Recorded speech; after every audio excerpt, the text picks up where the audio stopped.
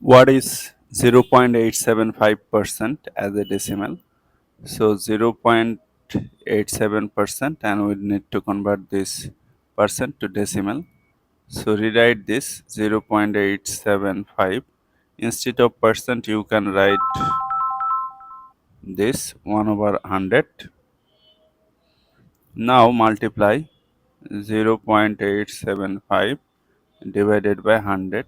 Look, 10 to the power 2 means 100, so 100 is a power of 10 number. So just count the number of zeros and move the decimal from right to left.